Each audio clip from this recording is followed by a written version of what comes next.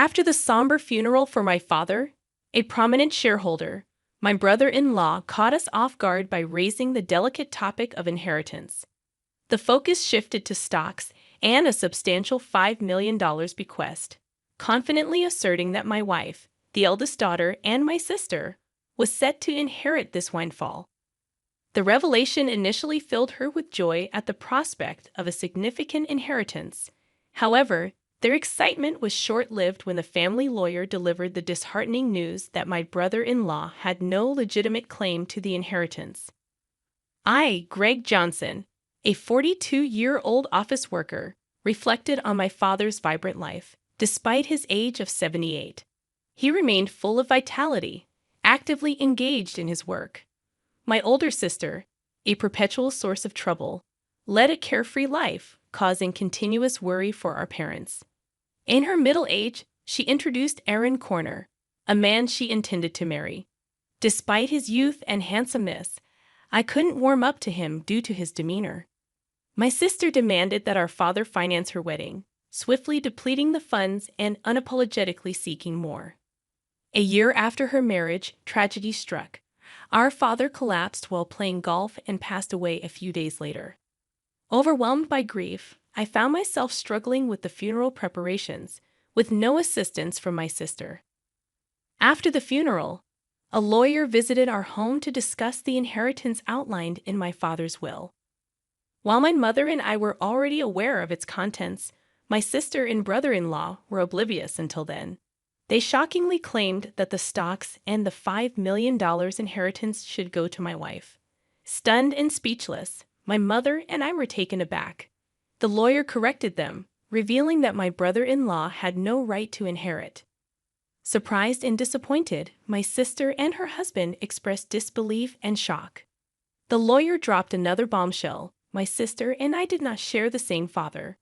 This revelation left my sister furious, demanding an explanation from our mother, who wore an indescribable expression. The long-held family secret had finally come to light, leaving my sister shaken and seeking answers. "I'm sorry," our mother managed to say amidst the shaking emotions. "You are the child of my previous husband." Since childhood, my sister had teased me, claiming that Dad loved her more. Now faced with the truth, she seemed unable to accept it. However, she quickly shifted her stance, suggesting that if she was adopted, she would still have inheritance rights. Aaron chimed in, agreeing with her, yet our mother firmly denied any adoption, causing disbelief. "I'm the eldest daughter, and even Dad said so," my sister angrily declared, glaring at me in response. I felt my anger intensifying as I countered my sister's insatiable desire for more, despite the considerable amount of money our dad had already given her. My brother-in-law chimed in, supporting her claim and stating that it's natural to spend money on one's daughter. However, the lawyer intervened, drawing attention to the questionable spending, including debt repayment, and suggested reviewing the will. My sister panicked, claiming ignorance about any will. It turned out that our father had wanted to discuss and decide the contents with the family, but she had skipped it for frivolous reasons. When the lawyer proposed reviewing the will, my sister and her husband reluctantly agreed. The will clearly stated the transfer of property to my mother and me, explaining why my sister was not adopted. Her mistreatment of me and reckless spending had disappointed our father, realizing she had no right to the inheritance. My sister was visibly shocked, and her brother-in-law, who had initially supported her, suddenly changed his tune, accusing her of lying and abruptly leaving the room. In her anger, my sister blamed our mother for not asking to have her adopted, claiming it was unfair that only Mom received the inheritance. Frustrated, she cried and screamed, expressing her disappointment. Despite my sister's outrageous behavior, the lawyer remained calm, explaining that as the biological son, I had the right to receive it all. Before things escalated further, he warned that the police might need to be involved if the situation continued. My sister appeared startled by the mention of the police, given her history of repeated theft. As my mother spoke tearfully to her, she clicked her tongue and left the room. Half a year passed, and the inheritance proceedings were completed without issue. Despite some grumbling from my sister and brother-in-law, they couldn't stand against the lawyer's efficiency. My mother gave my sister a small amount of money, but I had no intention of interfering. The frustrating part for our family was that the two had disappeared. Their blatant greed was so evident that even our relatives were lost for words. One day, my wife suggested that my mother, daughter, and I go out to eat. Since my father's passing, our mother had been down, but she showed smiles when with her granddaughter. I suggested to my mother, "Why don't you live with us?" But you know, Rook still comes home occasionally. Sis only comes around to beg for money, doesn't she? How long does she plan to keep this up? The reason my mom defends my sister is that she is her blood-related child, and there might be concern that if we visit our family home, my sister might cause trouble again. Understanding that, I told her to take her time thinking about it and then drove my mom to our family home. Upon arrival, we encountered something unexpected. The lights were on in our supposedly empty home. It wasn't the time for the helper to come, so we were puzzled. I parked the car, suggesting, "Let's go up and have some coffee with Mother." We got out of the car and headed to the entrance, but the moment we approached the door, a car came rushing in. "Mom, watch out." Hearing my daughter ahead of me, I shielded my wife with my body. The car just grazed me, and I managed to dodge it, but I collided with a nearby flower bed, injuring myself badly. The car stopped after hitting the garage door. "Are you okay, Dad?" My wife and daughter rushed over, supporting me. Mother was trembling in shock at the sudden event. Understandably, from that moment on, a day of turmoil began. I was taken to the hospital by ambulance and had to be hospitalized briefly. Later, I heard that Aaron Warner, my brother-in-law, was driving the car. According to the police, he explained that he mistook the accelerator for the brake. However, I had my doubts about that story. Amidst all of this, my sister and mother visited me in the hospital. Mother left briefly to arrange flowers, and during that time, my sister coldly looked at me and said, "You're only tough and bodied, huh?" With a slightly disappointed tone, I couldn't help but give her a smile. "If I had died in the accident, Mom would inherit everything, right? Messed up your plan," I said a bit sarcastically, and my sister looked uneasy. "You planned this, didn't you?" When I asked, my sister looked away, and I added, "But I won't be accepting Mom's share, so it won't work out for you." My sister looked surprised at this. She probably thought I would naturally accept it. I have a wife and kids, so I passed the inheritance to them. It's not strange for the head of the family to think that way. Even so, I've made a will early, like Dad did. My sister was taken aback at this. "What? So that means—" "Yeah, unfortunately, my share of the inheritance won't go to Mom." My sister stared at me, then began to shake with anger. "There's $5 million, right? You could at least share a bit." When I immediately refused, my sister furiously grabbed my collar. "I'm your sister. We should split it."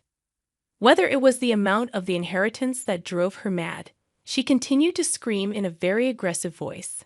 I felt pity for my sister. It's that greedy attitude that disappointed Dad. Don't you get it? My sister's face turned even redder, and she grabbed my neck. "Bro, stop it." Mother, who had just returned, scolded her loudly. Then the nurses, called by the nurses' call button, arrived and escorted my sister out of the room. Mother seemed to want to protect my sister, but my sister had lashed out at her too. As she left, she asked, "Why did she turn out like this?" Hearing Mother say this sadly, I felt a pain in my heart. Later, Mother's health deteriorated, and she fell off, gradually weakening. My wife and I started visiting the family home more frequently to support her, but this seemed to upset my sister. Probably she encountered my wife when coming to ask for money or heard about it from Mother. One day, my sister called my cell phone. "From now on, we will take care of Mom. You guys don't need to come. Watch this." All of a sudden, however, my sister wasn't listening and said, "We've already decided," before hanging up. My wife told me she had been turned away by my sister. Too concerned about how my sister, who had no experience in household chores or living, would manage, I quickly contacted Mother. To my surprise, I found out that my brother-in-law had experience in caregiving. Mother was still independent, not yet in a worrying state. This reassured me. However, within just a month, Mother was rushed to the hospital in an ambulance. It was said to be due to a medication dosage error. When we rushed to the hospital, Mother was shockingly weak. The doctors also seemed puzzled by her condition. I couldn't recall such a mistake ever happening before. Leaving my wife to care for Mother, I went to our family home, which was in a terrible state.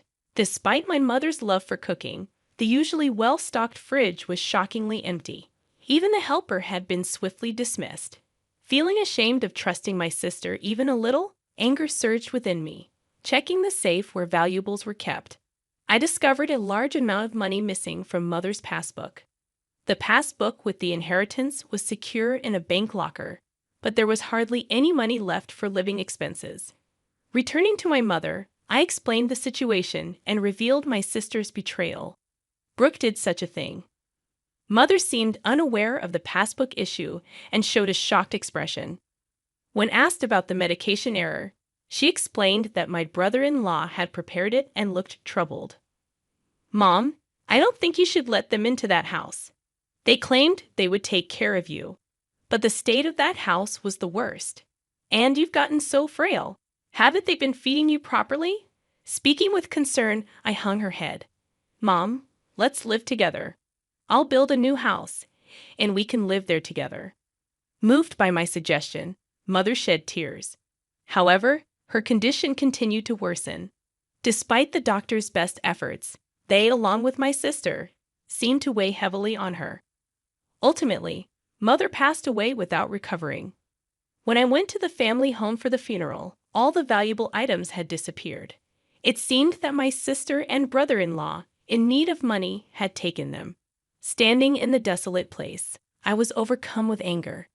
I had to find a way to make my sister take responsibility for Mother's sake and as atonement for what she had done. I resolved to do something. The day after Mother's funeral, my sister and I met at the lawyer's office to discuss the inheritance. "Condolences, but as her daughter, I'm entitled to Mother's inheritance," my sister said with a sense of superiority that made me laugh involuntarily. She seemed to be under some misconception. "Let's open the will then." As the lawyer revealed the contents of the will, my sister turned pale. "You're joking. Why, bro? You are not entitled to any of the inheritance. This is in accordance with Dad's wishes." My brother-in-law started to get angry, but the lawyer had nothing else to say except repeat the same thing. "This must be a mistake. Bro is her child, isn't she?" My brother-in-law suddenly became furious, throwing things off the table. "Are you trying to trick us? We won't let you get away with this. Give us the inheritance now." "Aaron, you planned to kill Mother, didn't you?" When I asked, my brother-in-law glared at me unpleasantly. "Oh, I wouldn't do such a thing."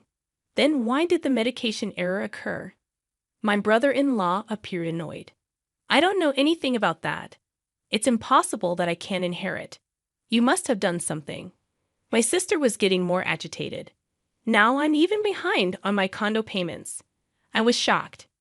She hadn't rushed to Mother's side after hearing of her death because she was busy with such matters, hoping for the inheritance. "Really, there's nothing left." My sister pressed the lawyer. "That seems to be the case. Let me explain in detail." The lawyer explained the details of the inheritance. Ultimately, after deducting what my sister had withdrawn and sold, there was hardly anything left for her to inherit. My sister held her head in dismay. I had discussed this in advance with the lawyer. I found satisfaction with the outcome. "Stop joking. There can't be so little." My mother and I hadn't told my sister, but most of Mother's property had already been distributed to my children, her grandchildren. Therefore, there was already little left to inherit. However, my sister kept murmuring her dissatisfaction. I felt nothing but resentment towards my sister, who had lived off the money given by Father and now Mother, thinking she could rest easy knowing I would take care of her. "But you just took her money. You are a true disgrace to our parents." I raised my voice in frustration. "Caring for someone costs money, you know. Don't you understand? Then show me the receipts for what you spent on mom's care. I'll cover any necessary expenses. As I extended my hand, my sister turned pale and was at a loss for words. I threw those away. That's not good. Without receipts, it can't be proven as evidence. Hearing the lawyer's words, my sister struggled to find a response. During this, my brother-in-law tried to calm me down. Greg, your sister is in a tough spot. Maybe you could help her out a bit as family. I cannot.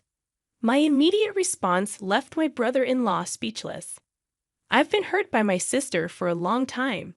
Frankly, I feel like it's karma, but you're the only siblings, maybe just a little. He tried to say more, but I refused. I was filled with anger, and so was my brother-in-law, apparently. Dan, if that accident had worked out, Rook would have had the entire inheritance. What accident?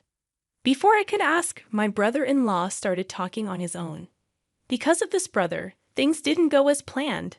I was supposed to get a new car, but now there's barely enough money left even for repairs. My sister tried to stop him, but it was too late. That's a pretty serious statement. You could be accused of fraud. The lawyer held a recorder, smirking at my sister and brother-in-law. What the heck? Isn't that against the rules to do that? You agreed to our conversation being recorded at the beginning, didn't you? Called out by his own words, my brother-in-law's face turned pale. To him, I had one thing to say. Aaron, I will be pressing charges about that accident. Don't joke. Where's the evidence? The evidence has just been provided by you. My sister, crying, began to hit my brother-in-law. You idiot! It's all your fault. Why did you say that? Later, my brother-in-law faced legal consequences for his actions. Additionally, unresolved suspicions about his past emerged, requiring police involvement. For some time, my sister, as an accomplice, was said to face lesser charges. However, struggling with her condo payments, she was turned away by relatives when she asked for money. In contrast, I chose to work earnestly and not rely on inheritance. Now, receiving stock dividends has become a small pleasure in my life. In the aftermath of the legal proceedings, the rift between my sister and me widened. The family bonds that were already strained became nearly non-existent. Despite her attempts to seek support from relatives, my sister faced a cold shoulder and her financial struggles continued. Meanwhile, I focused on building a stable and fulfilling life for my own family, working diligently. I found solace in providing for my wife and children without relying on the tumultuous inheritance battles that had plagued us. The stock dividends became not just a financial benefit, but a symbol of my commitment to a more secure and principled life. Over time, my sister's situation didn't improve. The consequences of her actions weighed heavily on her, both financially and emotionally. It became a stark reminder of the importance of responsible choices and the lasting impact they can have on one's life. As the years passed, I held no ill will towards my sister, recognizing that everyone faces their own battles and makes their own choices. Still, the events that unfolded served as a powerful lesson about the significance of integrity, responsibility, and the enduring consequences of one's actions. In the midst of the turmoil, I found strength in forging ahead with resilience, determined to create a future that wasn't tainted by past misfortunes. The dividends, once a mere financial gain, evolved into a testament to the enduring power of personal growth and the ability to rise above adversity. Life moved forward, and I embraced the opportunities to thrive, leaving behind the shadows of familial discord. The lessons learned from this chapter of my life became an integral part of shaping my values and decisions, ensuring a legacy built on principles rather than the pursuit of material gain. In the end, it was not the inheritance that defined my journey, but the choices made along the way. Choices that led to a life grounded in authenticity, resilience, and a commitment to building a better future for those I cared about the most.